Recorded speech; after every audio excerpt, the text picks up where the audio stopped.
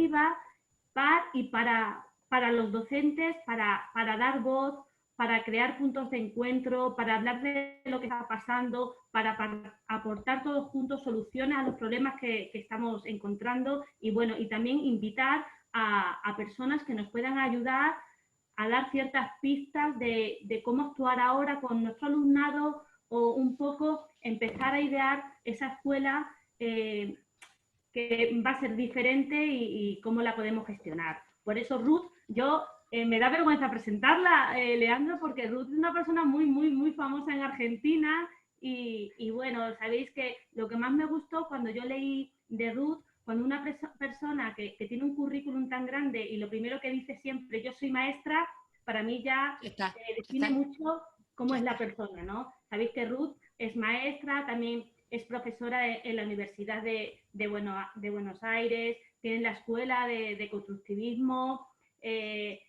forma equipos directivos allí en Argentina y bueno, es una asesora de referencia en los ministerios, aunque sea rebelde, aunque tenga la lengua larga, pero bueno, creo que en momentos en que la educación está difícil, necesitamos voces críticas que no tengan vergüenza a opinar las cosas como son y hay que decirlas claras, sin miedo y tapujo. Entonces creo que es un lujo poder escuchar a Ruth de la manera tan clara que hablan los docentes, conociendo muy bien la realidad en la que nos encontramos. Hoy Ruth va a volver a hablar de cómo gestionar un ambiente, un entorno cambiante en la escuela. Nosotros vamos a tomar nota, Ruth, de todo lo que nos cuentes y bueno, vamos a intentar también que surja el diálogo, que es lo bonito de este espacio. Queremos que las docentes y los docentes intervengáis, podéis escribir en el foro de dudas y bueno, vamos a hacer preguntillas e intentar entre todas y entre todos hacerlo un poquito menos.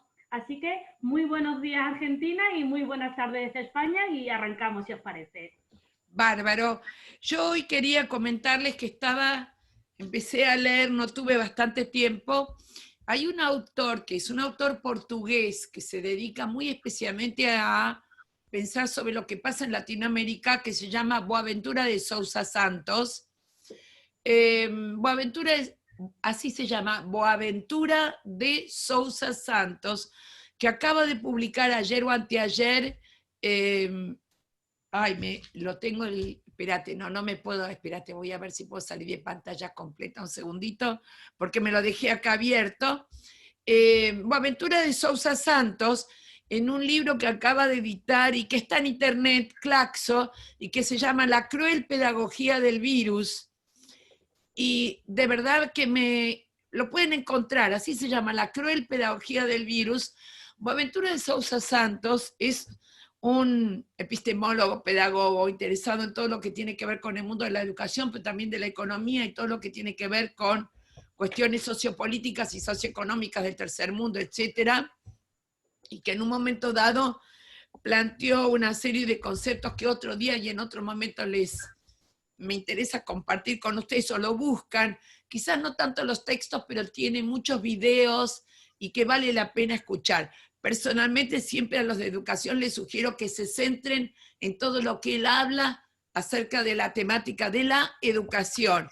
Entre otras cosas nos interesa en América Latina muchísimo porque esto ya no tiene que ver con la época de la pandemia, pero se recrudece en la época de la pandemia.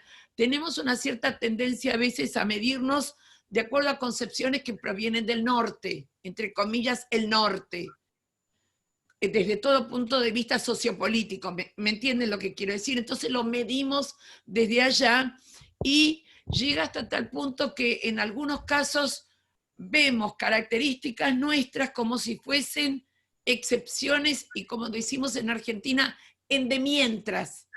Entonces lo que él plantea de algún modo que ese endemientras tiene sus propios valores. Por ejemplo, muchas veces hemos pensado que los grados únicos, o sea, plurigrados, saben de qué hablo, ¿no es verdad? Donde se juntan en uno, tienen que ver con el hecho, bueno, como no tenemos bastante inscripción, no tenemos condiciones, mientras tanto que no podamos tener un grado por edad, mientras tanto, como si fuese algo supletorio, hacemos esto de plurigrado, cuando lo que él plantea es empecemos a valorar que esto es nuestro modo de hacer educación y que tiene características altamente valorables en sí mismas.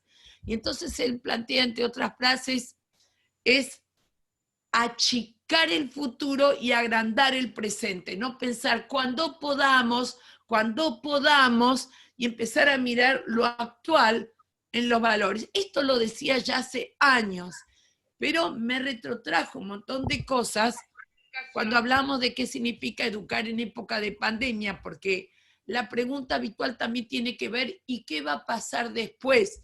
Entonces me acordaba de Boaventura de Sousa Santos diciéndome que lo que va a pasar después es lo que nosotros mismos consideremos que es valorable de mantener. Y una frase que he usado siempre es: el futuro no se nos viene, el futuro es algo que construimos entre nosotros.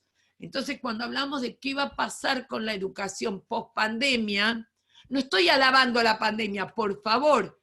Estoy diciendo que en esta situación va a depender de nosotros cuántas cosas vamos a tener que reconsiderar. Y en este texto tomaba como una idea que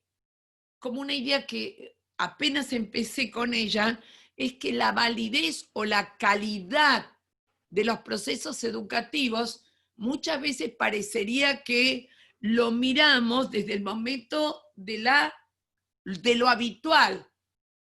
Ahí es donde miramos qué es lo que mantenemos, cómo lo analizamos, cuál es su nivel de calidad. Y en una de esas será en estos momentos de crisis no deseada, no buscada, un muy buen momento para analizar la validez, la calidad y la permanencia de muchas modalidades de trabajo. O sea, no solamente añorar qué lindo que era cuando estaba de tal manera, sino que quizás se constituye también en un parámetro como para analizar aquellas modalidades de funcionamiento que tenían un cierto grado de validez en la permanencia, porque no era el momento de ponerlas en tela de juicio. ¿Se entiende lo que quiero decir? La idea nada más, no me preocupan las palabras, estoy compartiendo con ustedes.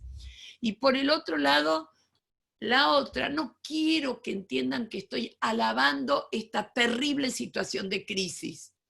Para nada.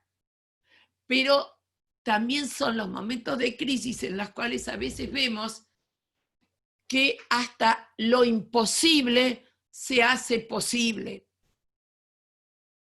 Lo imposible, en este caso me sonrío de ver la cara de todos ustedes, la casa de todos. Débora tiene atrás un póster precioso con unas flores o unas calas, o sea, nunca hubiésemos imaginado que podíamos verle la casa a los demás. Ahora vos fíjate que en el momento que entre 30, 40, 50, 60 personas, yo dije, qué linda que es lo que está atrás tuyo, Débora se siente apelada por mí en una relación de un vínculo construido a veces con una sola palabra. No te sientas mal, Miriam, el cuadro que está atrás tuyo también es muy lindo. O sea que lo que quiero decirles es, no que esto tenga que permanecer, pero que también podamos elaborar criterios de análisis o variables de análisis, que probablemente no eran los criterios o variables de análisis que teníamos hasta ahora para evaluar la calidad educativa o de los procesos educativos, pero también podemos llegar a tomarlos. Y una de las cosas que me sucedió y que tiene que ver con esto, quizás graciosas, uno pone la palabra conversatorio. Ustedes ya saben que usemos el Word o el que quieran, te corrigen lo que no conoce. Entonces en un montón de lugares apareció que tenían conmigo no un conversatorio, sino un conservatorio. Entonces yo me sonreía porque conservatorio primero me sonó a música, yo de música nada. Pero después dije, vamos a jugar con ese término. ¿Qué queremos? ¿Un conversatorio donde podamos conversar? ¿O esto tiene que ser un conservatorio en el sentido de conservar?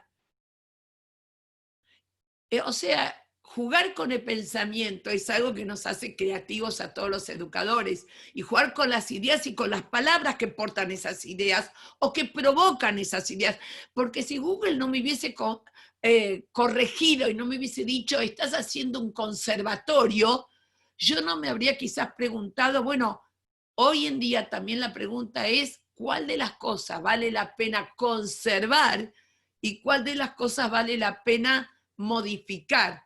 Porque ninguno de nosotros eligió esto. Todos estamos haciendo ese ensayo y error, pero sí podemos llegar a decidir entre todos qué de lo que nos vimos obligados a inventar vale la pena conservar. O sea, los cambios en educación no se hacen por mandatos, sino que los cambios en educación y en esta institución denominada escuela se van dando a medida que nos vamos dando cuenta que hay algo que vale la pena ir modificando. O sea, esto es la principal fuente de aquellos cambios que se vayan dando. Por eso, con eso quería decirles cuántas cosas que uno puede ir leyendo, pero dejar que te provoquen ideas. O sea, lo que siempre digo, en educación, al igual que en todas las ciencias humanas, lo que vamos a luchar es contra la existencia del dogma. El dogma es algo donde se nos impone como verdad absoluta. Nosotros no hacemos dogma, del mismo modo que decimos, hablando de todas las ciencias humanas, estamos en contra de un adoctrinamiento porque estamos a favor de la creación de un pensamiento crítico, de un análisis crítico de la situación. Ya empecé volviendo los locos. No, pero me entienden lo que quiero decir. O sea, estoy apelando a ustedes como pensadores de la educación, porque lo son. Aunque yo digo que en este momento es como que uno tiene roles distintos. Ustedes están metidos dentro de la práctica diaria concreta con la necesidad de resolver día a día qué texto, qué libro, qué actividad, qué chico, qué padre, qué casa, qué dispositivo, etc. Bueno, yo no estoy en este momento metido en eso y es cierto. Miguel, vos estás con eso no sé cuántas horas por día, pero ¿sabés lo que yo estoy haciendo? Es algo que aprendí también. Quizás estoy ayudándote desde mi lugar a que pensemos juntos en este ratito. No puedo hacer otra cosa. Entonces, uno aprende también que desde distintos lugares se puede hacer aportes.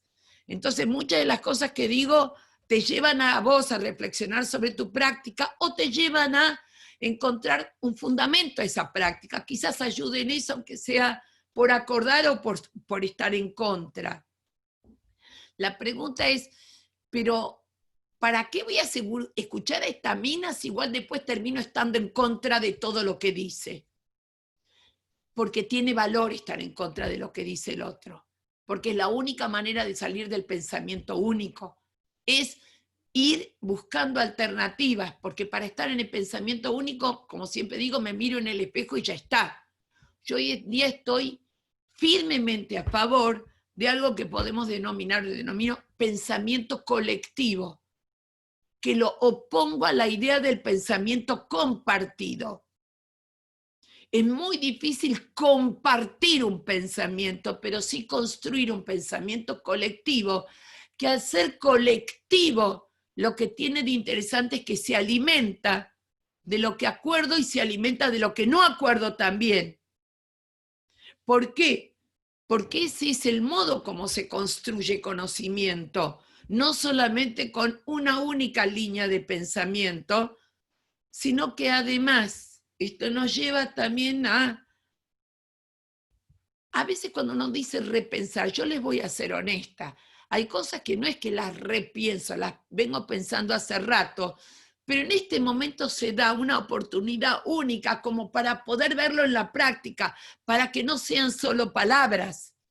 Todos nosotros venimos de una escuela que podemos llamarla una escuela de pensamiento único, donde qué dice tal autor, una escuela de respuesta única y correcta.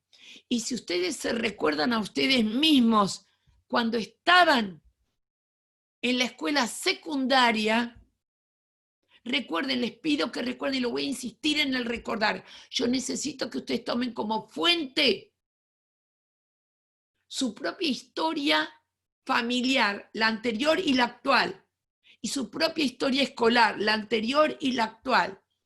Pero traten de recordar en la escuela secundaria un profesor de lo que quieran, historia, geografía, lo que quieran, que cuando hacía una pregunta, solo respondía el que tenía la respuesta correcta y además que era la única, porque era la que había dicho el docente.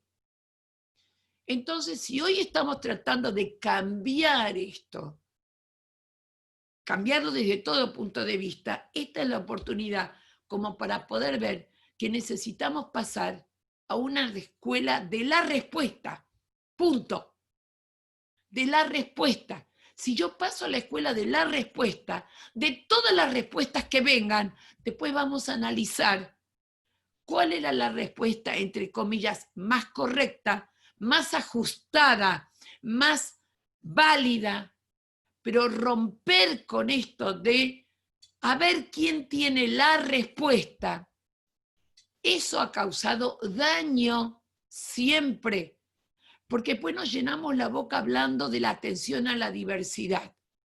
Y la diversidad no es solamente la discapacidad, la diversidad es la diversidad. Cada uno es único. Pero si la respuesta apunta a una totalidad, donde todos tienen que saber exactamente lo mismo y no hay posibilidad, ¿cómo vamos a estimular el diálogo? Les hago una pregunta. ¿Va con levantada de mano, o con cine en el coso? ¿Listo? Pregunto, para que ustedes vean cómo las preguntas tienen que cambiar. A ver, levanten la mano todos los que saben bailar, todos los que pueden bailar. No lo van a tener que hacer. Levanten la mano todos los que pueden bailar. Bárbaro. Bájenla. Ahora pregunto, levanten la mano todos los que pueden bailar como para participar en un concurso internacional de baile de salón. No sé si me entienden.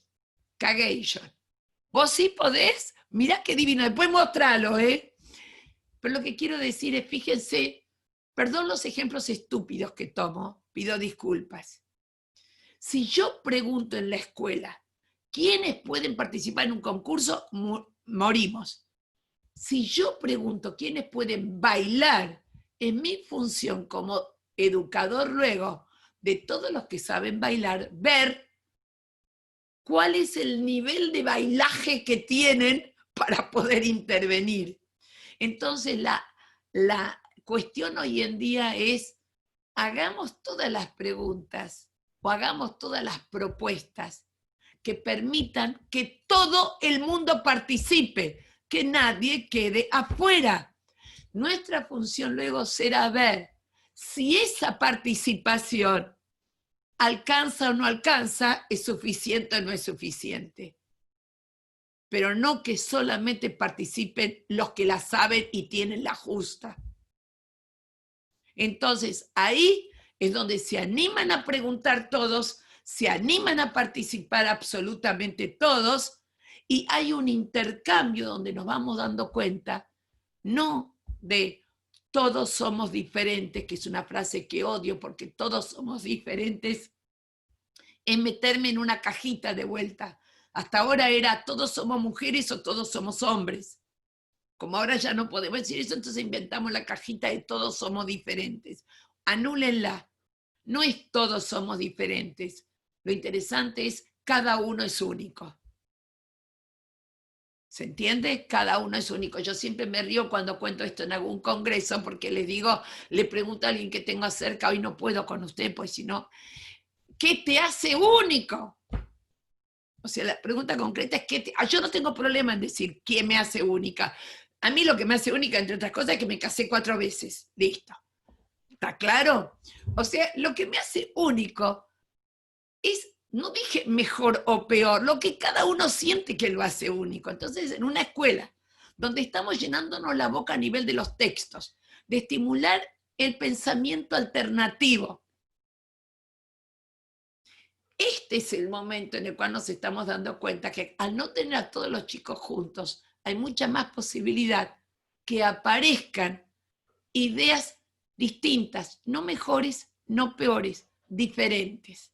¿Se entiende qué era lo que quería decirles y un poquitito estimularlos a que lean algo de Boaventura de Sousa Santos, que les digo, no es tan fácil de leer, así que búsquenlo en YouTube y ahí tienen comentarios sobre él. Pero como sugerencia, quédense con toda la parte en la cual él discute todo lo que tiene que ver con la educación, especialmente en nuestras partes del mundo. Pero ya por lo menos empecé distinto, ¿eh? Yo me dejo alimentar por todas las cosas que me van pasando, pero lo que quiero decirles es esto. Un poquitito la idea era cómo gestionar en esta etapa de pandemia. No voy a preguntar quiénes de ustedes son directivos. Cuando yo uso el término directivos, es directivo, jefe de departamento, jefe de área, rector, supervisor, etcétera, para meterlo en una sola paquete. En todos los cursos virtuales que doy lo explico siempre. Cuando yo uso el término directivo me refiero a todo adulto, a cargo de adultos, no alumnos. ¿Se entiende? Y uso un término solo y únicamente porque si no estoy poniendo todos los sinónimos. Pero la pregunta es, algunos de ustedes dicen, pero yo no soy directivo, yo soy docente. Bien, si yo parto de la concepción de que una institución educativa es un sistema, en un sistema hay un sistema de correlaciones, por lo tanto, a los que son directivos, obligadamente tienen que escucharme con el oído de directivo y con el oído de docente. Imprescindible, porque no se comunican solamente entre directivos. Y el docente también necesita ponerse el oído de directivo, o sea que da lo mismo si están en cargo directivo o en cargo docente. Las preocupaciones en este momento van por una misma línea, aunque los roles sean distintos. Vuelvo a repetirles, mi eje de vida siempre es la educación. Ahora es la educación en tiempos de pandemia desde el rol que estoy cumpliendo, que no es el rol ni de directivo, ni de docente, ni de alumno. O sea que desde ese punto de vista no hay, o sea, ustedes lo tienen que escuchar con los oídos que les parezca. Y entonces la primera cosa que me preocupó fue la tendencia a establecer juicios de valor. ¿Qué es lo malo y qué es lo bueno? ¿Qué es lo malo, qué es lo bueno?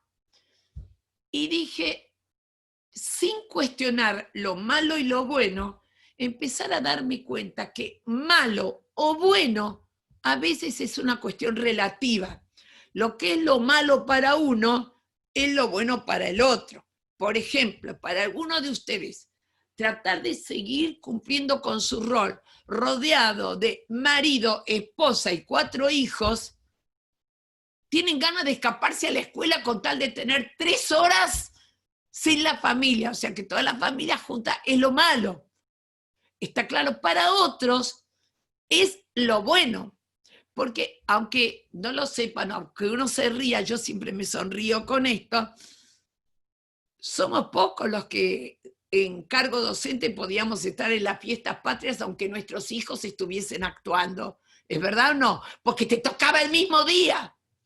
Entonces, ahora, o sea que lo que les estoy pidiendo quizá con una sonrisa es que lo reflexionen. Malo y bueno no son un absoluto. Sí, la pandemia no tengo ninguna duda. Estoy hablando de todas las cosas que rodean al acto educativo, ¿está claro? Entonces me pregunté, si no voy a hablar de malo y bueno como absolutos, aunque yo tengo mis malo y bueno, entonces la palabra que más me surgió es diferente. ¿Qué hay en lo que esta pandemia nos está produciendo a nivel educativo escolar que pueda llamarlo diferente? Y encontré, después si encuentro más, porque después lo voy escribiendo todo esto, lo cambiaré, pero las que llamé variables, aspectos o dimensiones contextuales. Y encontré 3. Encontré, inventé, se me ocurrieron, usen el verbo que quieran, no me importa. afané, no, esta vez no lo afané, pero puedo afanar igual, así que para el caso es lo mismo. 3 que las llamé contextuales y que son diferentes. Las voy a nombrar las 3, pero las tengo que explicar después juntas, porque viste, uno dice 3 por una cuestión de organizar, nada más. La primera es, todos nosotros, si somos docentes, si somos educadores, estamos educando a un sujeto, que habitualmente se denomina sujeto de la educación. Todos nosotros, cuando nos formamos como educadores, estudiamos características de ese educando. Llámenlo sujeto de la educación, educando, ser aprendiente, alumno, lo que quieran. Y ojo que no le tengo miedo al término alumno, porque en un momento dado se nos dijo, no digas más alumno porque significa sin luz. No es cierto. Alumno tiene que ver con aquel que es alimentado. Toma de acá. ¿Viste cuando tenemos que ir a buscar? Sí, ese es cierto. Así que sigan diciendo alumnos. Les cuento otro. Nos dijeron que no digamos más aborígenes porque significaba sin origen. No es cierto. Significa desde el origen, así que vuelvan a decir aborígenes. O sea, lo que quiero decirles con esto es, bueno, las palabras no son nunca neutras ni inocentes. Entonces, todos nosotros hemos estudiado sujeto de la educación, lo cual en alguna época, en mi época no se llamaba sujeto de la educación la materia, sino que llamaba psicología evolutiva. Pero además, cuando estudiábamos eso, en el profesorado y en la universidad, esencialmente, si íbamos a trabajar en nivel inicial, estudiábamos las características del sujetito de nivel inicial. Si íbamos a trabajar en primaria, las características del alumno de primaria, sea con Piaget, con quien quieran. Los que iban a trabajar con adolescentes, características de los adolescentes, ¿viste? Usando a Freud, a Lacan, a quien quieran. Pero estudiábamos a ese sujeto. Y después cuando llegábamos, hacíamos encima en las carpetas perfil del alumno. Y además nos servía para ver quién te salía de ese perfil. ¿Está claro? Por ejemplo, con los más chiquititos siempre teníamos ustedes no saben esto, porque estos son viejazos, aviso a todo el mundo, yo tengo 74, voy a cumplir 75. Así que los viejazos no me molestan porque sirven para entender cómo fueron cambiando. Pero estudiábamos a un tipo llamado Gesell, que no es Villa Gesell, Gesell. Era pariente igual, no se preocupen. Pero don Gesell te explicaba características de los chicos a las 2 semanas, a las 5 semanas, y llegaba a tal absurdo que después decía, el chico a los 54 semanas, ¿quién recuerda cuánto tiempo es 54 semanas? No sé si me comprenden, eso dicho en broma.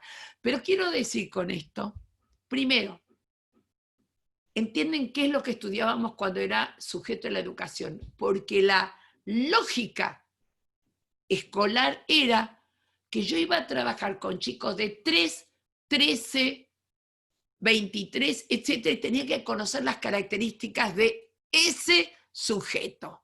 Bien, me cambiaron el libreto. Ahora yo voy a educar a un sujeto en y con familia. Nosotros habitualmente la familia a veces era mejor perderla que encontrarla, etcétera. Venía, firmaba los papeles, venía a una reunión y algunos de los más viejos saben que cuando estábamos en la secundaria y te llegaba un papel que te decía que venga tu familia a hablar, tus padres te preguntaban, ¿qué hiciste? O sea que el lugar de la familia era a veces de apoyo, a veces de perturbación, a veces de ignorancia, etcétera, etcétera.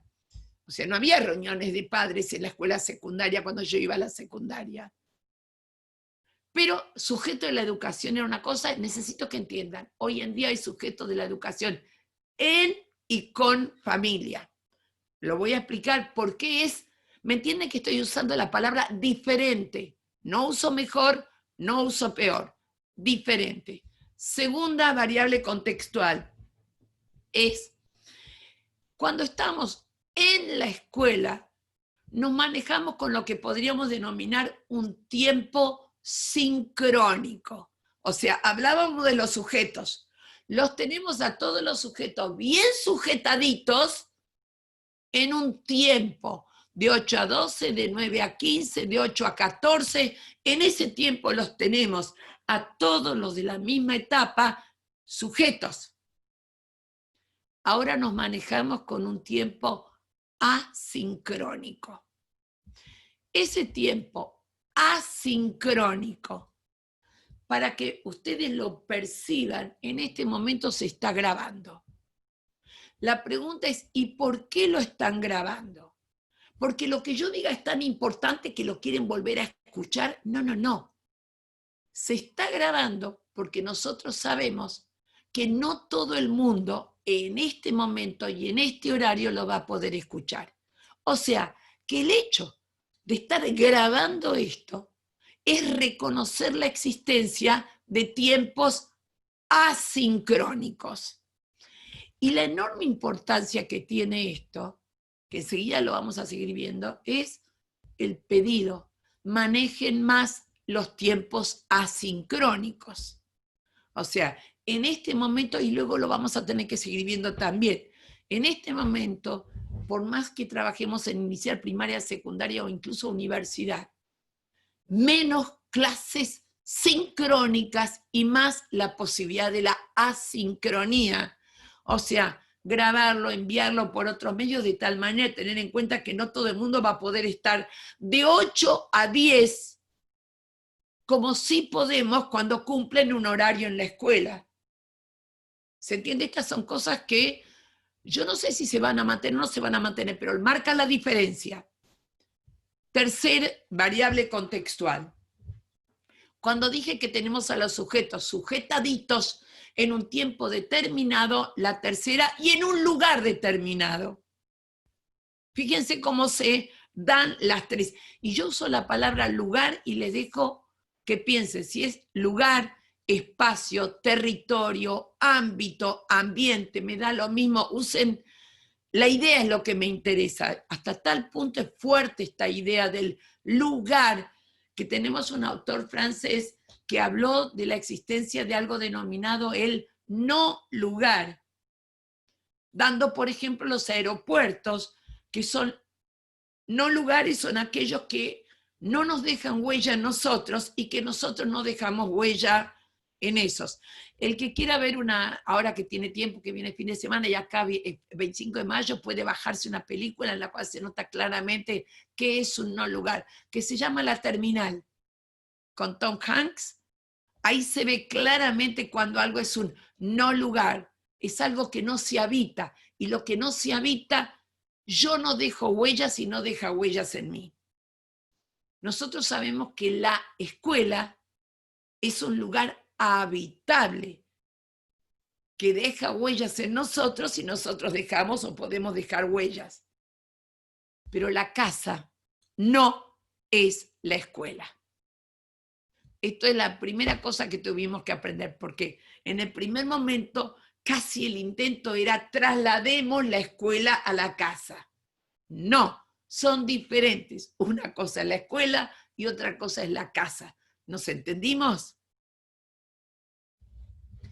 Los educadores no trasladamos la escuela a la casa, pero hacemos escuela. Entendamos bien, hacemos escuela.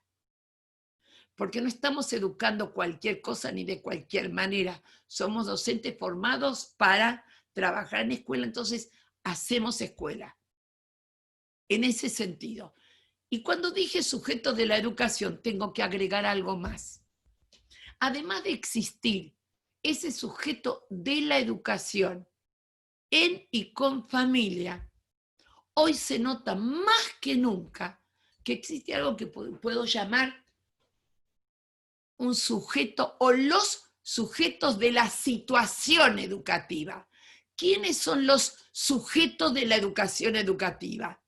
Docentes, profesores, directores, supervisores, inspectores, auxiliares, orientadores y todos los que se me estén escapando en este momento. Son sujetos de la situación educativa. ¿Y por qué lo marco? Porque esos sujetos también son sujetos en y con familia. Recién vi a la hija de Regina que estuvo bárbaro ayudándola. ¿Está claro? Y por el otro lado, recuerden que esto es un conversatorio, así que yo voy y vuelvo, ¿eh? Por ahora me van siguiendo.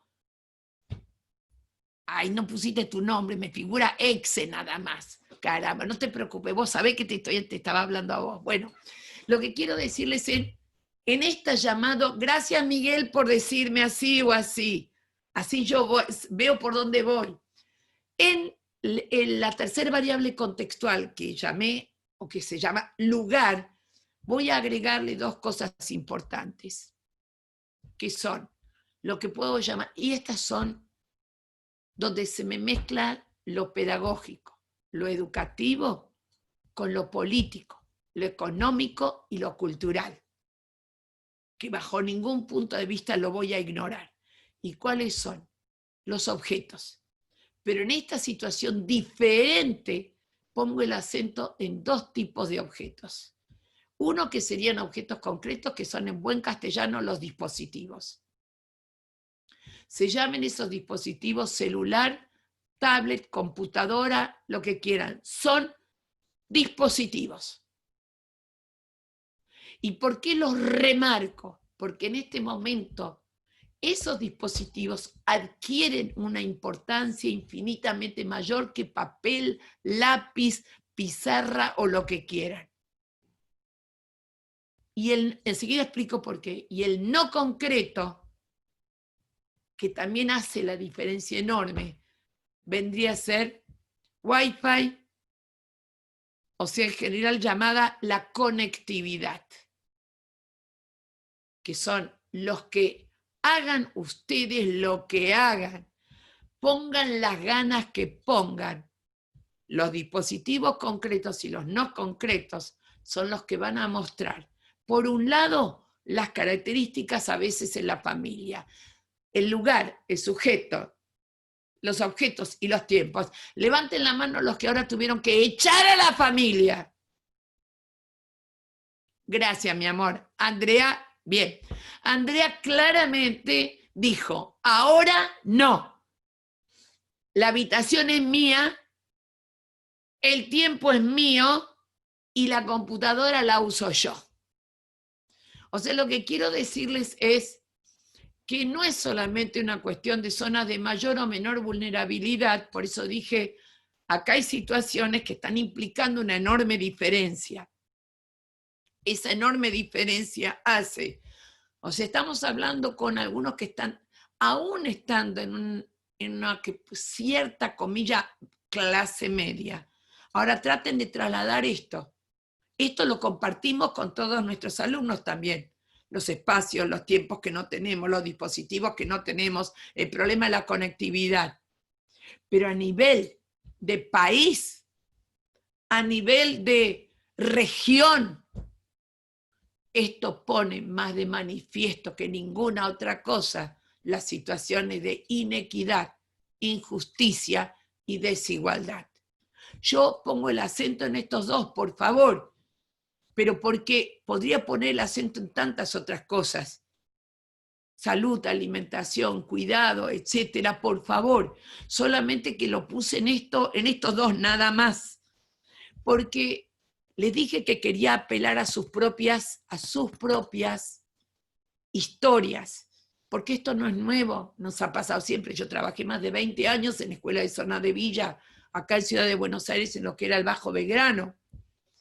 Y anécdotas tengo a montones, pero en esta situación, en este momento, las cosas no solamente nos pasan por la comprensión, sino que nos están pasando por la piel. Porque ustedes tienen para comer, entiendan que hay chicos que no tienen para comer. Lo entendemos, pero tenemos para comer.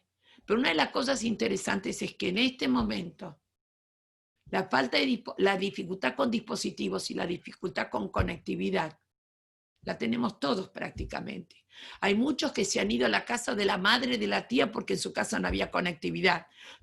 Hay algunos que me están viendo con la computadora y otros que me están viendo con el celular porque la computadora o no la tienen o no está cargada o la tiene otro. Normie está con el celular, no con la compu. No te preocupes, me doy cuenta porque estás más flaquita. Sandra también está con el celu. Sí, ya te veo a vos también. Pero quiero decir con ello es, fíjense ustedes que estamos viviendo este tipo de cosas, o sea, trabajando en distintas zonas, yo notaba estas diferencias, hoy las estamos percibiendo también desde otros lugares. No digo que antes éramos ajenos, por favor, no estoy diciendo nada más que ahora lo veo más claro.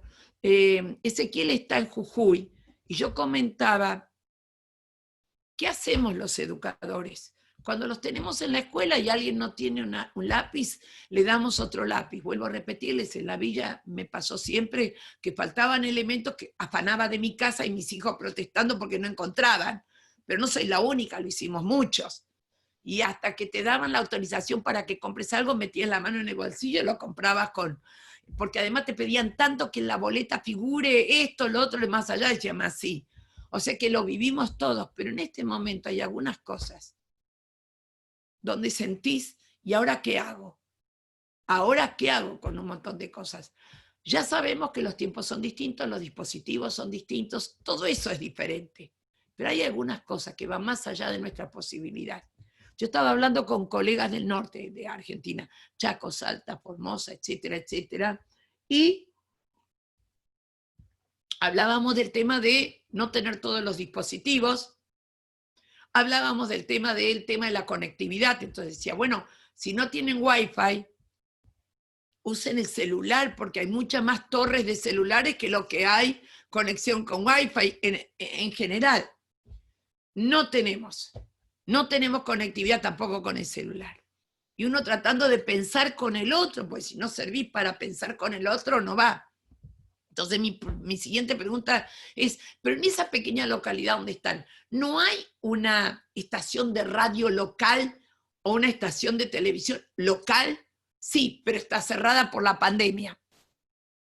¿Está claro? Bueno, ya está, se me acabaron las ideas. Entonces me empezaron a comentar cómo hacen en algunos lugares. Entonces me dicen, en algunos lugares lo que hacemos es preparar el bolso con el material. No estoy hablando de bolso de comida, estoy hablando ahora estrictamente desde lo educativo, por favor. Preparar el bolso con materiales para que las familias vengan a buscar. Bien, pero viene la mitad de las familias, no vienen todas. Entonces me dice, y me causa mucha gracia, me dice, bueno, pero lo que hacemos en esta zona donde estamos nosotros es, viene la policía, y yo me sonrío y comento, pero tienen que entender de qué generaciones distintas somos, que a mí me dicen, viene la policía y yo me voy por la otra puerta. ¿Está claro? Es un problema de generación.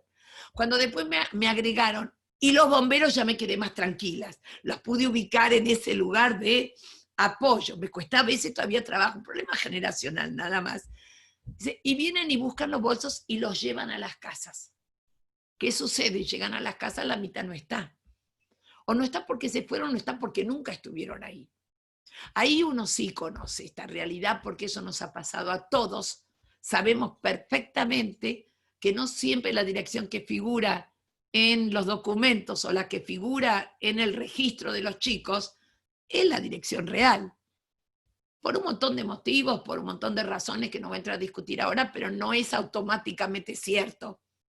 Entonces, bueno, no internet, no torres, no bolsitos, no televisión, no esto. ¿Qué? Y ahí viene donde uno tiene que decirles, chicos, ustedes son educadores. No son ni los Power Rangers, ni Superman, ni nada por el estilo. Entonces el concepto más importante a tener en cuenta es un concepto que se llama el punto de lo imposible. ¿Qué quiere decir el punto de lo imposible? En castellano significa, o en lunfardo, hasta acá llegó mi amor. Ahora lo interesante del asunto es que ese punto, ojo, estoy hablando del punto de lo imposible, o hasta acá llegó mi amor, refiriéndome a un educador, recuerden que con esto abarco todos los roles, que es un profesional de la educación, que se compromete al mango, no al que está esperando jubilarse en 5 horas. Y que por eso digo, no me vengan con nada de todo esto. Estoy hablando de todos nosotros que nos rompemos el alma por lo que tiene que ver con la educación. Pero rompernos el alma es paren la mano. Está eso que llamamos el punto de lo imposible. Hasta acá llegó mi amor. Ahora la cuestión es esta. Ahora muchos de ustedes lo registran otra vez, no a nivel de teoría, sino a nivel de piel. Pero esto existió siempre. La idea de hasta acá llegó mi amor y la bajada de la omnipotencia, de que todo lo podemos, no es nuevo. Fíjense ustedes que nosotros tratamos de hacer muchísimo y se lo voy a explicar en esto. Cuando estábamos trabajando por la ley de educación, etcétera, etcétera, se pedía que la ley de educación, la federal, no la 1420, la federal. Pero en la ley esa, una de las cosas que se decía era la escuela tiene que brindar igualdad de oportunidades. ¿Sí, María Carmen? ¿Te suena? Me alegra, porque fuimos muchos los que fuimos todas las semanas a la Comisión de Educación a pelearnos y a decir, jamás le pueden pedir a la escuela que brinde igualdad de oportunidades, porque no puedo garantizar que todo el mundo tenga comida, tenga casa, tenga trabajo, no podemos. Y aunque les parezca mentira, logramos que en la ley figure igualdad de oportunidades educativas. Pero una cosa que ahora les devuelvo a ustedes. Muchos a veces confundimos en educación igualdad de oportunidades educativas con garantía de resultados de aprendizaje. ¿Qué quiero decir con esto? ¿Débora se entiende? Yo me voy a romper el alma para brindar igualdad de oportunidades educativas. Aún así, jamás puedo garantizar igualdad de resultados de aprendizaje. Siempre hay variables que escapan a nuestras manos y a veces no son contextuales, son propias de los mismos sujetos o del lugar en el cual estoy. Y si no me creen, otra vez necesito que vean su propia historia. Cuando estaban ustedes en el profesorado y un profesor explicaba el mismo tema, no todos sus compañeros entendían lo mismo. Y no solamente era una cuestión de si el profesor lo explicaba mejor o peor, sino que en algunos casos los niveles de comprensión eran distintos. Ni siquiera estoy hablando de discapacidades, que es más todavía lo que me lleva a pensar que igualdad de oportunidades no es sinónimo de igualdad de resultados de aprendizaje. O sea que lo que les pido es, hay cosas que están pasando en este momento diferentes, pero que nos llevan a pensar cosas que ya veníamos pensando también antes, pero quizás esta situación, por eso les decía que me gustaban estas definiciones que tomé recién empezadas de Boaventura de Sousa Santos, donde decía que a veces las situaciones de crisis es cuando lo imposible se hace posible. A nivel de pensamiento quizás, no de acción. Lo que considerábamos que era imposible, hoy lo estamos empezando a pensar. Y eso también va a ver cómo se continúa. Entonces se entendió lo de contexto, estas variables contextuales. Todas ellas juntas hacen que, o mejor o peor, eso yo no me puedo meter, lo puedo discutir de uno a uno con ustedes. Pero sí lo hace diferente. Ahora, en algunos casos podemos llegar a aprovecharlo. La mejor manera es dejen de creer que la casa es la escuela. Entonces, el sujeto es distinto, los tiempos son diferentes y el lugar es diferente, los objetos son distintos y la conectividad es diferente. Todas ellas juntas son las que hacen a repensar el modo como estoy haciendo escuela, a repensar el modo como estoy educando. Y después de ello, ¿cuánto vamos a mantener o no? Eso, insisto en esto, no hay futuro que se nos venga, el futuro es el que vamos a ir construyendo. ¿Quiénes? todos, no de a uno, juntos. Por eso estos foros no pueden perderse. Estos foros tenemos que encontrar la manera de poder seguir donde haya. A mí me encanta dar congresos, cursos, etcétera. Me gustan mucho más estos conversatorios. La pregunta es, ¿por qué aunque yo estoy hablando es un conversatorio? Porque aunque les parezca mentira, todo lo que estoy diciendo tiene que ver con las cientos y cientos de preguntas que ustedes y colegas de ustedes me hicieron. Y es un conversatorio porque no es que digo lo que quiero solamente, sino que voy respondiendo. Solamente que lo organicé un poquitito, porque si no sería imposible. Pero aparte de estas variables contextuales, la otra pregunta es, ¿por qué la estoy tomando, aunque esto sea cómo se lleva adelante la gestión? Porque un directivo tiene como función esencial apoyar, acompañar, asesorar, andamiar al docente y su quehacer. Siempre fue la función esencial en la relación con los docentes. Un docente necesita ese directivo que acompañe, que apoye, que asesore, que andamie, siempre. Entonces, la pregunta concreta es, ¿cómo puedo apoyar a ese docente, acompañarlo, asesorarlo y andamiarlo si no tomo en cuenta las preocupaciones que tiene en este momento? Entonces, cuando yo les hablo ahora de las preocupaciones que tienen esencialmente los docentes, el directivo que no está directamente en contacto, aunque sí lo está, pero ustedes me entienden lo que quiero decir, con el docente, con el alumno, pero si va a apoyar al docente tiene que tener comprensión acerca de cuáles son las problemáticas que llenan la cabeza de día y de noche de ese docente. Y ahí entro en las que puedo llamar, o las que llamé, variables didáctico-curriculares escolares, que dicho en buen castellano son las que todo buen docente tiene acá atragantado, que son, ¿qué actividades? La otra es, ¿qué contenidos? La otra es, ¿qué evaluar? Lo dije con tono de tragedia, a ver si me entienden. Está entonces, ¿por qué lo digo para los directivos que tienen que gestionar? Porque no están gestionando un edificio, están gestionando un proceso educativo. No sé si me entienden. Entonces, desde ese punto de vista, estoy tratando de compartir con ustedes las preocupaciones que también a mí, desde el rol docente, del rol directivo, del rol de que quieran, me competen.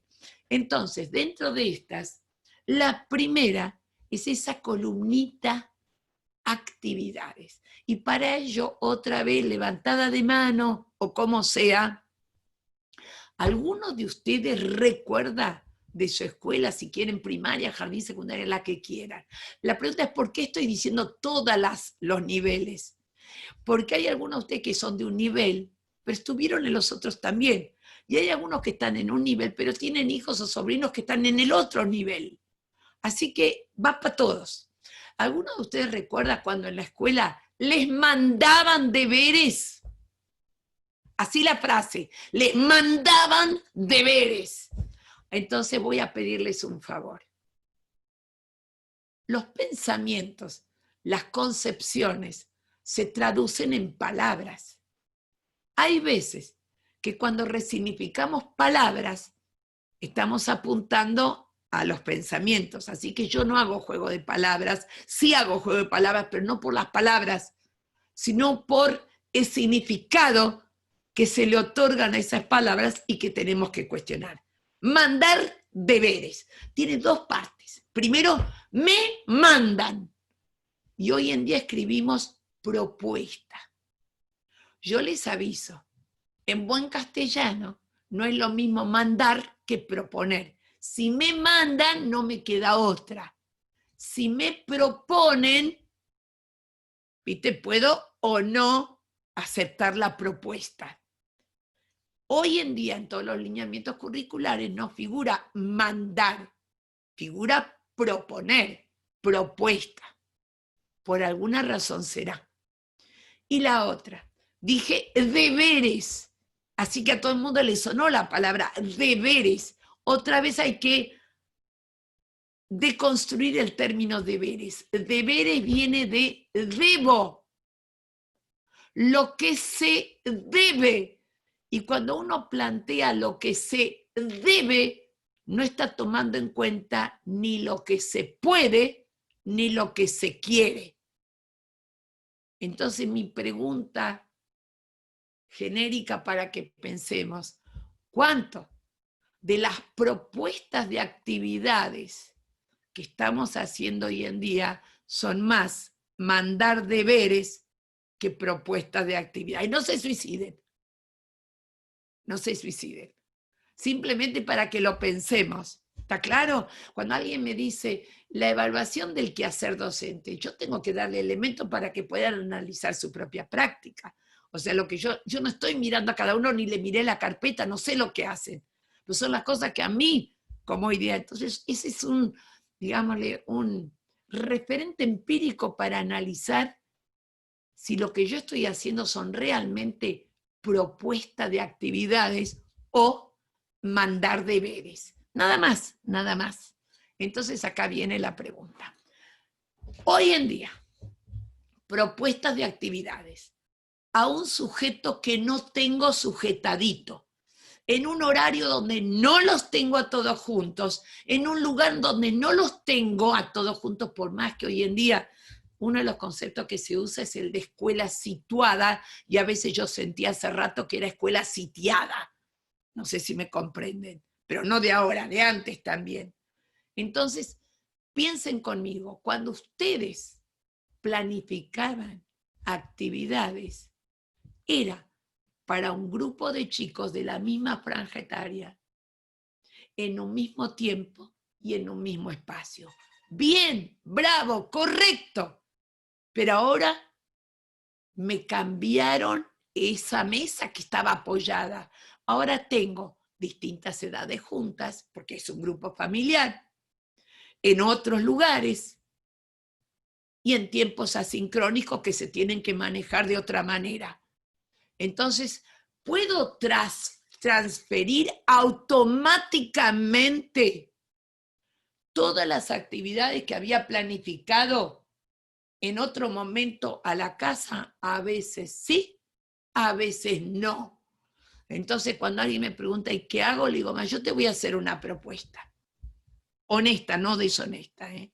No voy a hacer ninguna, pero propuesta al fin, que es la siguiente. Tomando en cuenta las variables, vamos a tratar de ir pensando que cuando yo le hago hacer alguna actividad a los chicos, suponete de 10 años, y tienen que trabajar sobre los números cardinales, entonces me preocupo, ni siquiera sé si va a los 10 años, no se preocupen, sobre los cardinales.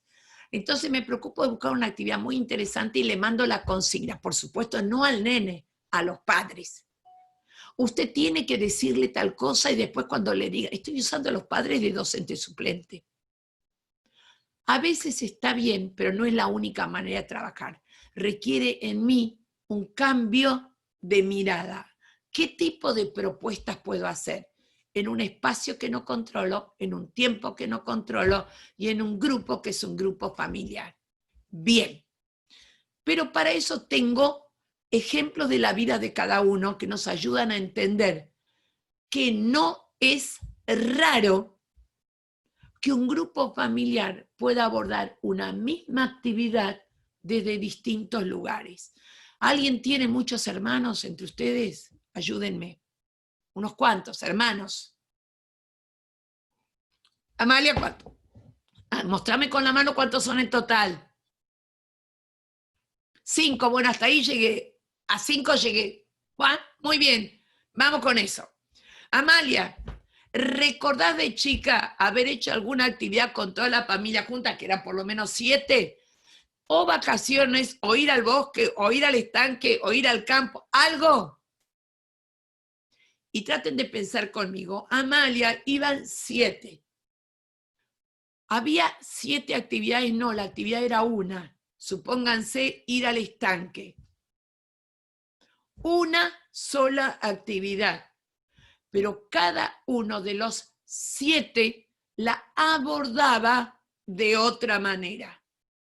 ¿Me van siguiendo a dónde apunto con la idea? La propuesta es una, el modo de abordarla, o sea, los más chiquitos pueden haber ido a recoger hojas, los más grandes hacer otra cosa, los otros tirarse a tomar sol, o sea, actividad. Una, modos de abordarla, y dije de abordarlas, distinta.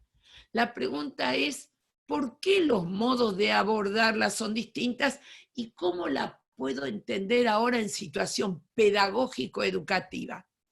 Porque si yo tomo los pedagogos, psicólogos que hemos estudiado, chicos, no hay marcos teóricos nuevos.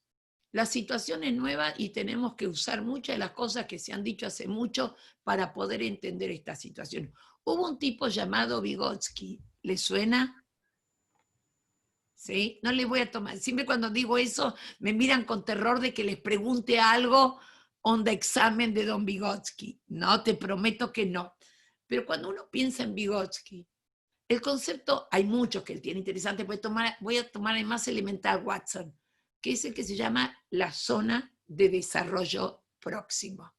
¿Sí o no?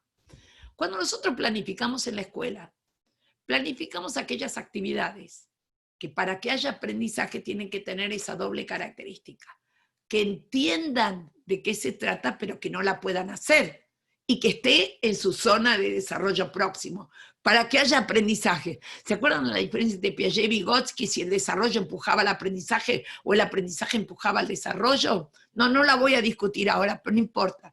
Lo que quiero decirles es concretamente lo siguiente. Yo puedo hoy en día hacer una propuesta de actividad que involucre, que apele, que interese a todo el grupo familiar, no importa quiénes sean, y que lo aborden cada uno de acuerdo a los saberes que tiene, los saberes que aplica, los saberes que tiene que ir adquiriendo o los saberes que tiene que resignificar. Yo en estos conversatorios registré, porque me los tiraron, 3 o 4 tipos de actividades que pueden involucrar a toda la familia, propuestas de actividades. En realidad lo más interesante es ver qué es lo que está haciendo la familia, pero no importa, yo se las cuento. ¿Por qué involucran? Las puedo hacer yo, pero comprometen a todos, pero no donde el más grande ayuda al chiquito a hacer las tareas que tiene que hacer el más chiquito. No. Donde cada uno puede meter desde lo suyo y aprender desde lo suyo. Una, proponerles que hagan un telescopio. ¿Está bien? Traten de pensar conmigo. Telescopio. Los más grandes van a tener que buscar en la casa qué cosa sirve como lente, para lo cual tienen que saber qué es una lente. O sea, qué parte del telescopio sirve para mirar las estrellas. ¿Está claro? Entonces, cuando buscan el microscopio, se verán que con eso podrán ver cualquier cosa menos una estrella. O sea que todo el tema de la lente, que además, si yo me pongo a pensar, tiene que ver con saberes propios de un área disciplinar denominado física. Que eso después voy a explicar lo que tiene que ver, pero por lo pronto, ahí estoy. Después puedo tener a chicos de primaria, bueno, además de las lentes, el telescopio necesita el tubo, ¿sí o no? Bueno, ustedes ya saben, al igual que yo, que para armar un tubo se toma esto y se hace esto. Con lo cual, automáticamente, dicho lo bruto, yo, y acá es donde la tarea es de los educadores, yo tengo que detectar, yo tengo que registrar, yo me tengo que dar cuenta que ahí, cuando ese chico está armando un tubo, está estableciendo una relación entre forma geométrica y cuerpo geométrico. No sé si me entienden. Y acá ya estoy midiendo y empezando a decir el cambio del rol del docente. Yo no le mando una indicación. Hoy trabajaremos formas geométricas y cuerpos geométricos. Haga que su hijo arme un tubo. No. Una propuesta en la cual yo me voy a dar cuenta que cuando ese pibe esa piba armó el tubo, y después si quiero le pregunto, ¿cómo hiciste para armar el tubo? O sea, después vienen todas mis preguntas, si ustedes quieren. Y la pregunta, voy a lo más chiquitito, porque acá hay algunos de jardín, quiero creer también. No es que diga que les vea cara de jardinera porque no se quiere. Ruth, perdona, porque vamos a ir hasta la idea que te quedan unos 15 minutos para poder abrir luego un turno de diálogo, ¿vale? ¿En serio? ¿Ruth? ¿En serio? Sí. ¿Cómo va de tiempo? Me falta un poquitito, me apuro. Bueno, me apuro, pongo buenos ejemplos. Me apuro. Nos gustaría poder tener un ratito de diálogo, ¿vale? Sí, pero déjame que termine rápido con las ideas. Entonces lo que les quiero decir, el nene más chiquito lo que puede hacer es dibujar el telescopio. ¿Se entiende lo que digo? Con lo cual, en vez de si le saca una hoja, queridito mío, y dibuja, puede dibujar eso. Ejemplos de esto donde puede involucrar a la familia: huertas, fotos, analizar fotos, donde los más chiquititos encuentran cosas que conocen o no conocen, y los más grandes pueden armar línea de tiempo. Después de eso, pueden existir infinidad de propuestas de actividades, donde lo que interesa es, ellos lo hacen y yo lo detecto. Voy rápido porque me van a matar, sino propuestas de actividades que involucren a todos. Interesantes, ustedes tienen muchas más ideas. Rápidamente, contenidos. Una de las grandes preocupaciones en todos los docentes es cómo abordo tal o cual contenido. Primero y fundamental, lo voy a decir a lo bruto: los contenidos no existen. No se me mueran. Los contenidos son una construcción didáctico, curricular y escolar para dar cuenta de los saberes que consideramos que los chicos tienen que adquirir. Saberes que pueden ser conceptos, procedimientos, actitudes, valores, normas. Y los organizamos en el formato de contenidos, porque en la escuela tenemos que garantizar un cierto orden curricular para que todo el mundo aprenda lo mismo. Pero lo que les quiero decir es que es una organización curricular, por lo tanto, de un año a otro pueden cambiar los contenidos, pero los saberes a los cuales estamos refiriéndonos, o sea, afuera ir, yo no voy afuera al patio y miro a ver qué contenido hay. No hay ningún contenido. Hay plantas que para entenderlas acudo a materias que tienen que ver con estudio de la vida, del ambiente. O sea, yo apelo a los saberes para entender y actuar sobre la realidad. La lógica escolar es: yo te enseño primero los contenidos y vos te vas después a la realidad y los aplicás. Y está bien, pero ahora me cambiaron. Ahora ya están en la realidad. Esa es la que tienen que tratar de entender, y es mi tarea ver qué saberes están adquiriendo, aplicando o reviendo ahí. ¿Y qué pasa con los contenidos? Cuando volvamos a la escuela, tenemos tiempo para que todas esas experiencias, saberes adquiridos, etcétera, le demos una organización curricular. Estoy a favor de la organización curricular, pero en este momento, lo más importante es recuperar todas las experiencias y vivencias que están teniendo. El principal modo de desarrollar un pensamiento científico es en la cocina. En la escuela no tenemos eso, ahora lo tienen. Y en la cocina pueden hacer panqueques donde según la edad pueden hacer distintas cosas. Y hay física, hay química, hay investigación, hay pensamiento científico, hay hipótesis. O sea que yo tengo que ir recogiendo ese tipo de cosas. ¿Por qué? Porque cuando alguien me pregunta qué pasa con esto, digo, lo que más me interesa es: no se pregunten tanto por los contenidos, pregúntense más por los objetivos, por las metas, por los propósitos, por el tipo de hombre de persona que queremos ayudar a formar. Porque el tipo de persona que queremos ayudar a formar no está en suspenso ahora, lo seguimos queriendo formar ahora. Solo y únicamente que de acuerdo a las circunstancias vamos a priorizar algunos aspectos sobre otros, pero no abandonamos nada, pero vamos a priorizar. Cuando alguien me pregunta qué quiere decir con esto, yo digo, yo de las metas y objetivos, y cuando me pongo a pensar qué tipo de hombre quiero formar o ayudar a formar, tengo dos grandes cosas que me importan. Un individuo pensante, un individuo que pueda pensar, que pueda analizar, que pueda comparar, que pueda reflexionar, y que entonces requiere dos ingredientes esenciales que dependen de ustedes. Curiosidad. La curiosidad despierta el pensamiento científico. ¿Está claro? Y hasta uno lo dice, ¿viste qué curioso que es? Nos va a salir científico. ¿Viste cuando uno ve a un chico? O sea, que curiosidad es uno de los ingredientes. El segundo, desafío. Una actividad que me propone desafío me involucra, me compromete. Por eso cuando me hablan de propuestas de actividad, que sean propuestas lo más lúdicas posibles. La propuesta lúdica, que es un desafío a que no, y de qué otra manera, y no solamente la respuesta única. Después veré cuáles son las que fueron mejor. ¿Se entiende esto?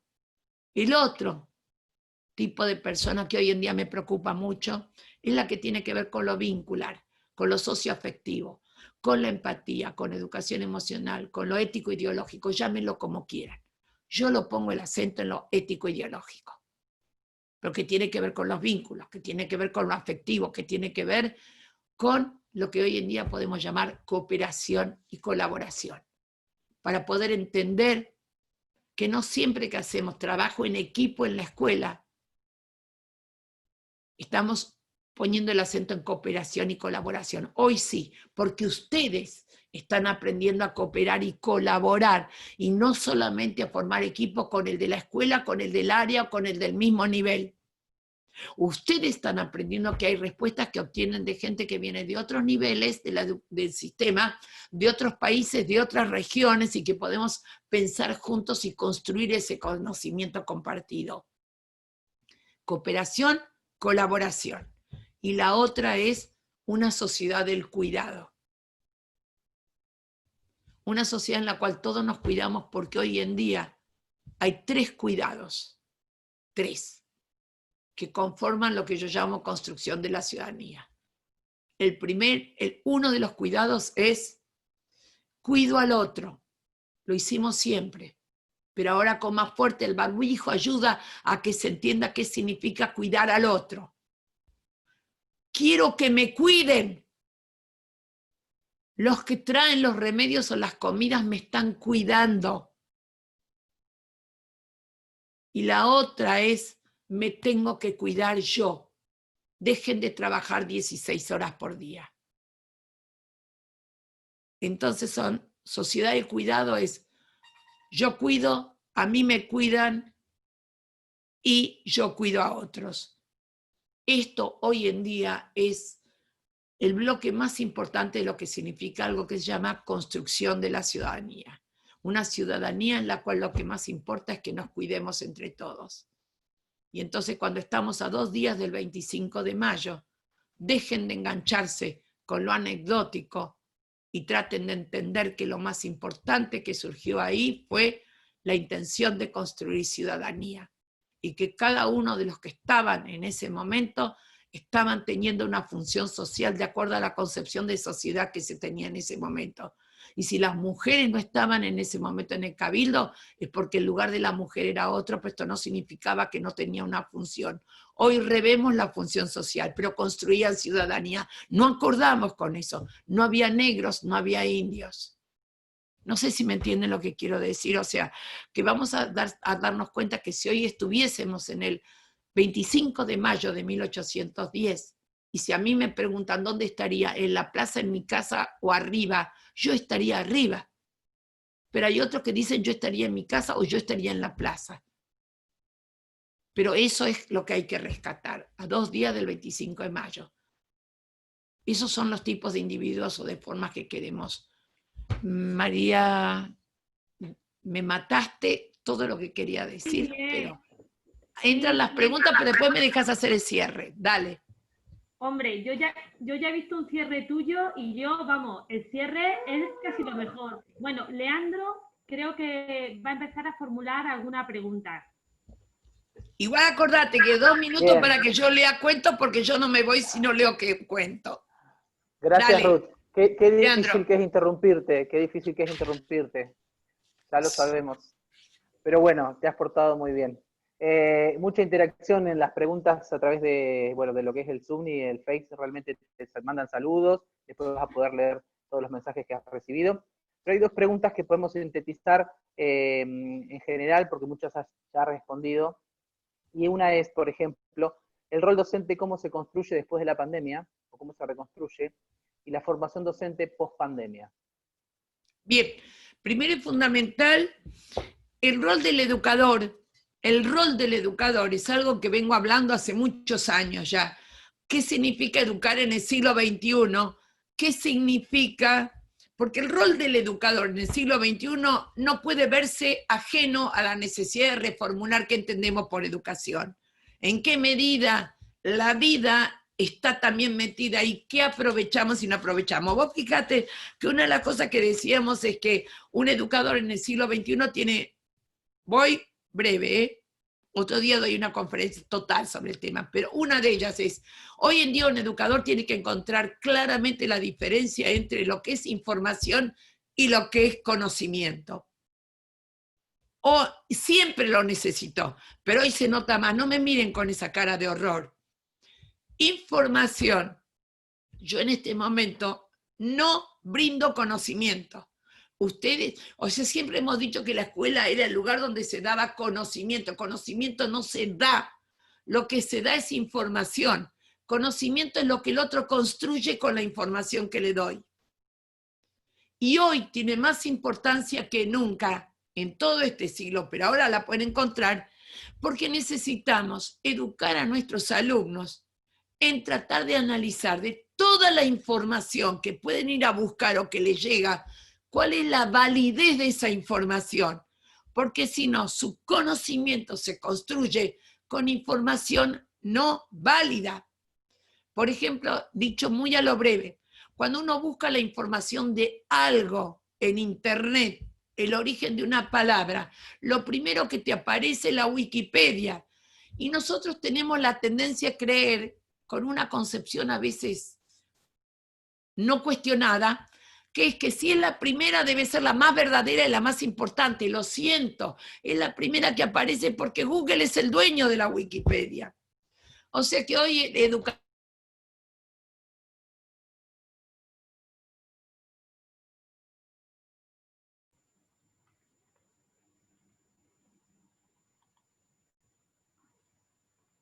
Ruth, Bueno, la hemos perdido a Ruth, seguramente ya la vamos a recuperar. también sería bueno si os apetece poner alguna preguntita en el chat que queráis formular o levantar la mano y podemos intervenir todas y todos en el diálogo, que también sería fantástico.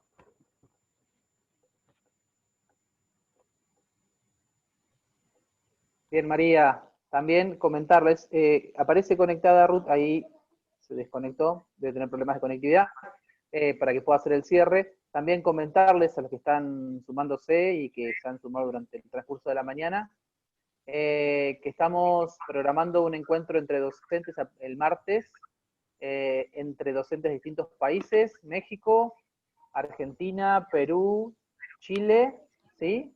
Y España, donde vamos a intercambiar algunas ideas y conceptos de cómo estamos trabajando en estos momentos, en este contexto.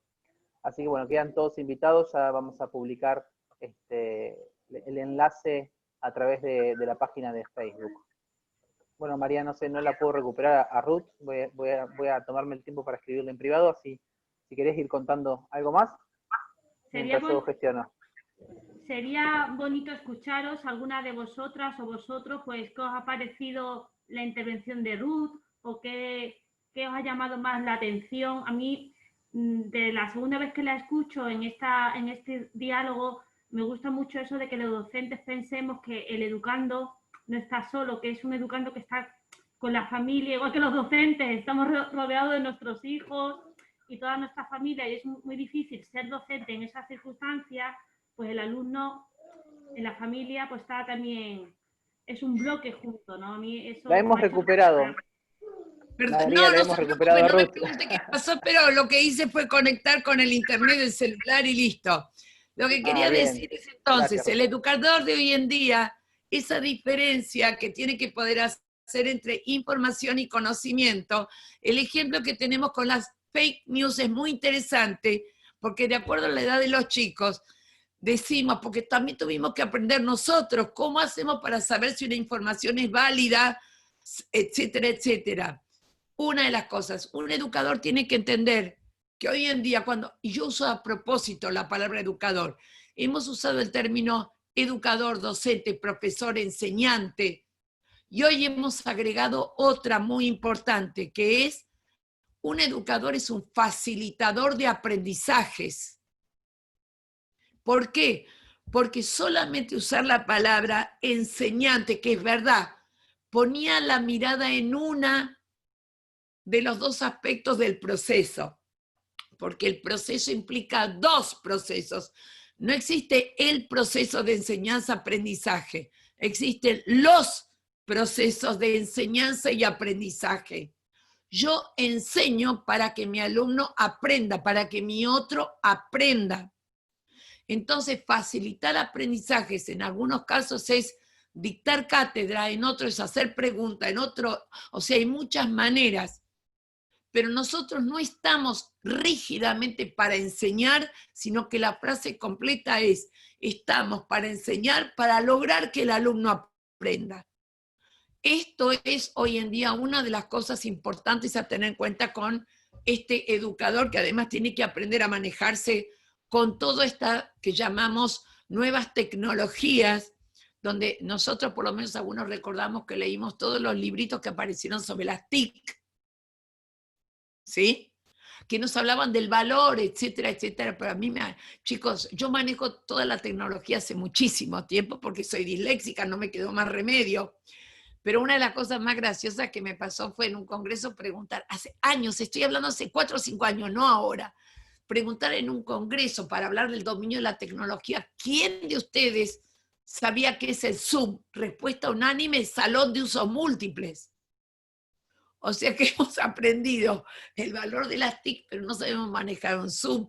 O sea, ¿cuántos de ustedes saben, lo digo en serio, que uno cuando se queda sin internet puede usar el internet del celular? O sea, yo necesito que hoy en día todo esto que hemos ido aprendiendo no se pierda, se use y se recupere y se tenga en cuenta y que ustedes decidan con criterio profesional. Yo lo que pido siempre es esto y digo, aprendan a separar entre un imperativo y una prescripción. Y esto es en la relación con todas sus autoridades. Un imperativo es algo que no se puede discutir. Un imperativo, ningún chico sale de la escuela sin autorización firmada o si no lo viene a buscar a alguien responsable. No se discute, no hay Lola. Un lineamiento curricular no es un imperativo, es una prescripción. Nosotros estamos trabajando y siempre estuvimos trabajando en algo que se llama escuela situada, no escuela sitiada. Así que me importa 3 pomos. ¿Cuántas cosas le bajen diciendo tenés que hacer esto, tenés que hacer lo otro, tenés que hacer lo otro? Perdón. Yo soy docente, yo conozco mi grupo de alumnos y yo, como soy profesional, autónomo de autonomía responsable, con capacidad de tomar decisiones fundamentadas, tengo que poder decir, esto con este grupo en este momento no puedo. No estamos en relación de sometimiento, estamos en algo que podríamos llamar una autonomía responsable. Necesito que se me valore como educador. Podremos, y acaban las 3 palabras que siempre digo que me son esenciales para las relaciones. La primera palabra, a lo vincular con todos, pero especialmente de acuerdo a mis roles complementarios. Una es escuchar, entender, comprender. Pero con la siguiente salvedad. Que yo te escuche no significa que tenga que estar de acuerdo con vos. Que yo te entienda no significa que tenga que estar de acuerdo con vos. Que yo te comprenda no significa que tenga que estar de acuerdo con vos. ¿Qué piden los docentes hoy en día de un directivo? Escúchame, entendeme, comprendeme. No necesariamente tenés que acordar, lo vamos a discutir. ¿Qué necesitan los padres, la familia? Que se los escuche, que se los entienda, que se los comprenda. No necesariamente tenemos que estar de acuerdo con todo. Es decirle, te entiendo, te comprendo. Las líneas de trabajo tienen que ser estas, estas o estas, hay que priorizar esto, esto, esto. No pero, no sin embargo. Es uno y luego de eso ir planteando lo que necesitamos. Entonces, ese es el educador de hoy en los roles que sea. Y la más importante, darse cuenta que los vínculos, toda persona necesita un otro. Y esto no es a distancia. Dejen de usar el término educación a distancia. Esto no es educación a distancia. Yo estoy menos distanciada de ustedes que lo habitual. La distancia es un término relativo. No existe algo llamado a distancia o no distancia. Es a mayor distancia o a menor distancia. Cercanía y lejanía son términos relativos. Y el otro término que tampoco me convence, así que vamos a tener que inventar otro, esto no es educación virtual.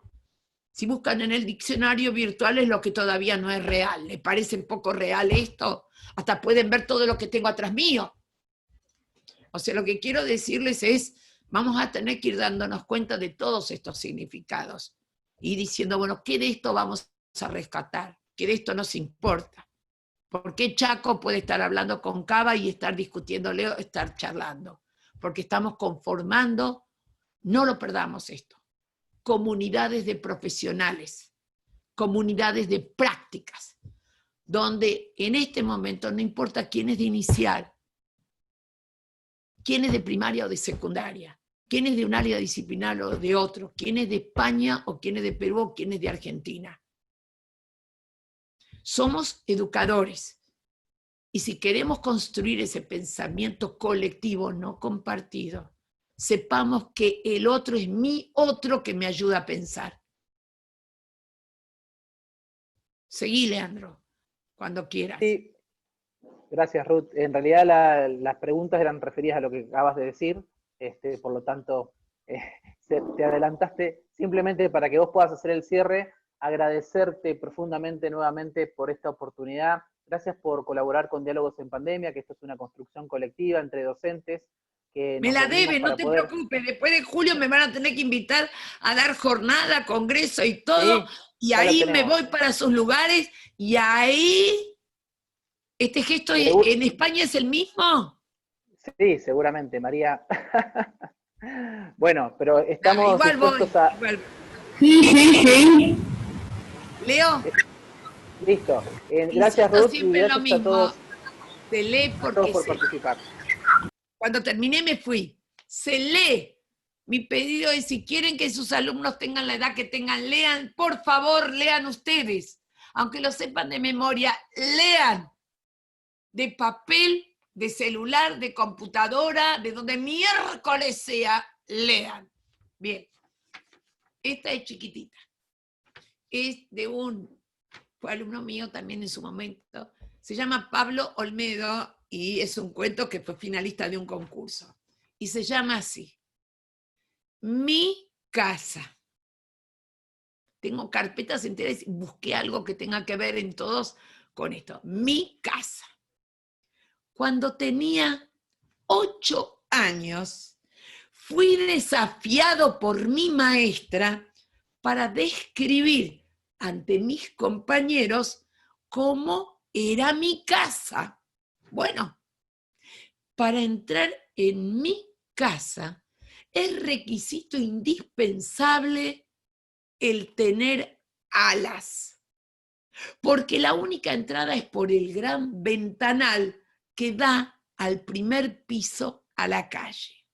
La salida, en cambio, es por una puerta común y corriente, pues el living es demasiado angosto y no hay lugar para tomar el envión necesario que se requiere para el más modesto de los despegues. Ah, y tenemos también una mesa mágica. Bueno, a esta altura de mi exposición, desaparecí del aula, siguiendo a mi oreja izquierda, que había quedado atrapada entre el índice y el pulgar de la tierna mano de la señorita Dora. Repítaselo ahora al director. Coloqué mis orejas a una misma altura, me alineé un poco y satisfice de inmediato el pedido. Bueno, para entrar en mi casa es requisito indispensable el tener alas. Tanto gustó mi sencilla descripción que tuve que repetirla frente a la psicopedagoga, a 3 auxiliares, al presidente de la cooperadora, al supervisor y hasta a un policía que por ahí pasaba. Y todos coincidieron en que debían acompañarme hasta mi casa, seguro que para conocerla, y además porque querían hablar de no sé qué cosa con mi papá. Pero los pobres se tuvieron que conformar con dialogar a gritos desde la vereda, porque para entrar en mi casa es requisito indispensable el tener alas. Y por supuesto, ninguno de ellos tenía las alas que todos nosotros sí tenemos. Muchas gracias a todos. Muchas gracias, estoy siempre a la disposición para lo que sea. Un abrazo, me fui. Hasta luego. Te espero en España.